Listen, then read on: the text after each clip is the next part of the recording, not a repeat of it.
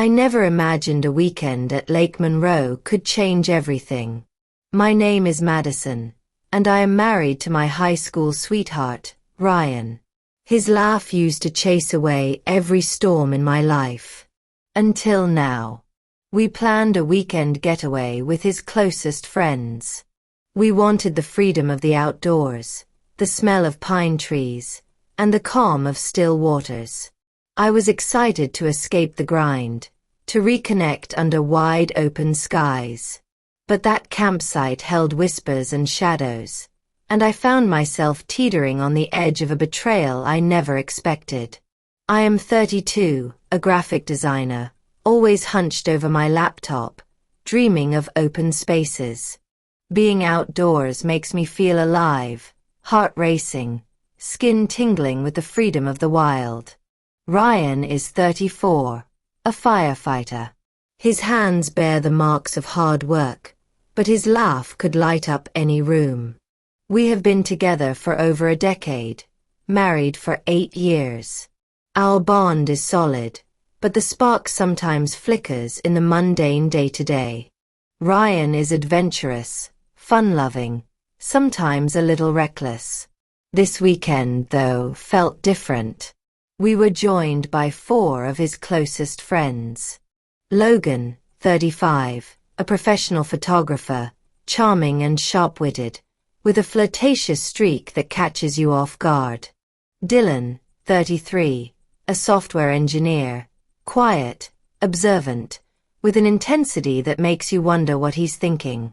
Ryan, 36, a chef, loud, larger than life, filling the campsite with energy. And Ethan, 31, a nurse, calm, grounding, steady amidst the chaos. Being the only woman, I had always maintained polite distance.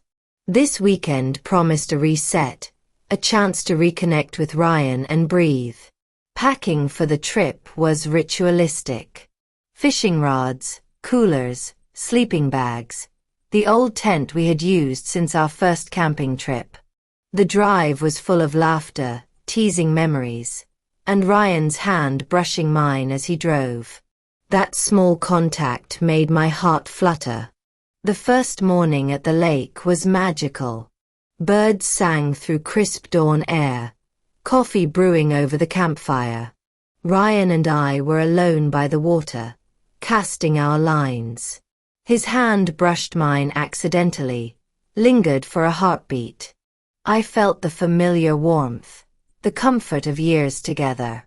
We laughed softly, teasing each other about tangled lines. I felt his gaze on me as I adjusted my hair, and he leaned closer under the pretense of helping with the fishing line. His thumb brushed the side of my hand, slow and deliberate. My pulse quickened. For a fleeting moment, it felt like we were the only 2 people in the world. Logan approached, teasing and flirting, his grin playful. I laughed, caught off guard by the attention. A spark of warmth ran through me, confusing and thrilling. Dylan stayed quiet, scribbling in his notebook, observing. Ryan's energy filled the campsite, telling stories and laughing loudly.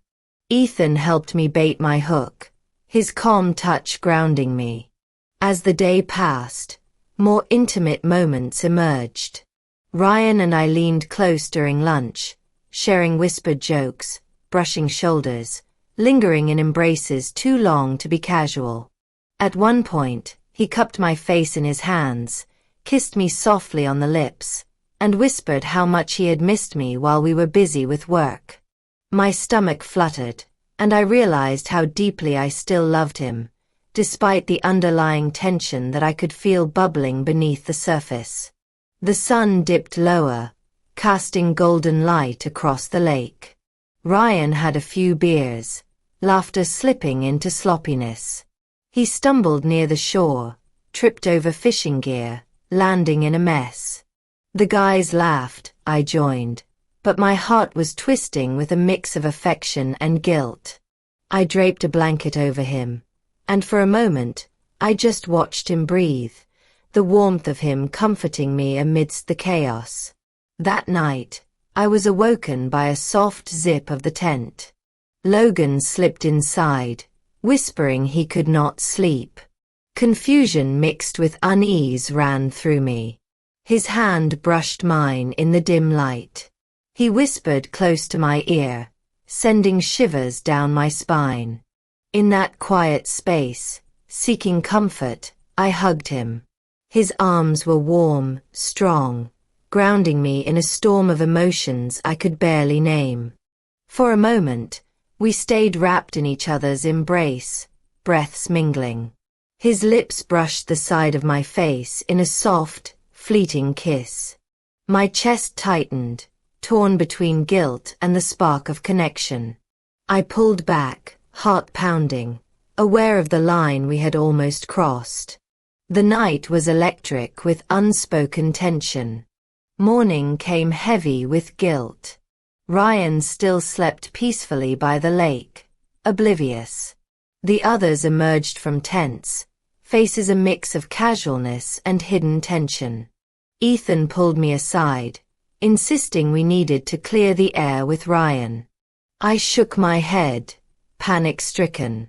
The thought of confronting him, telling him what had almost happened, sent me into a spiral of fear. Packing up camp was mechanical. The drive home was silent. Ryan sat beside me, glancing occasionally, suspicion flickering in his eyes.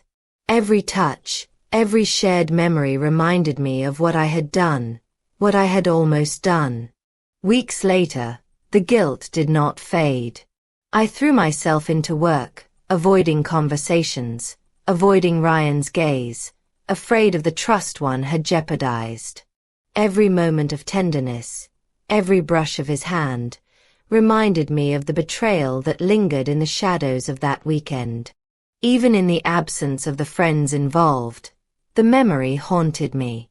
I saw shadows in every glance, every gesture, wondering if Ryan suspected, if the trust could ever be fully repaired. This story is about love, temptation, guilt, and the fragile moments that define us. Now I want to ask you, the viewer, what would you have done in my place? Would you tell the truth or bury the secret forever? If this story moved you, please like, share, comment your thoughts, and subscribe to our channel. Turn on notifications so you never miss another story like this.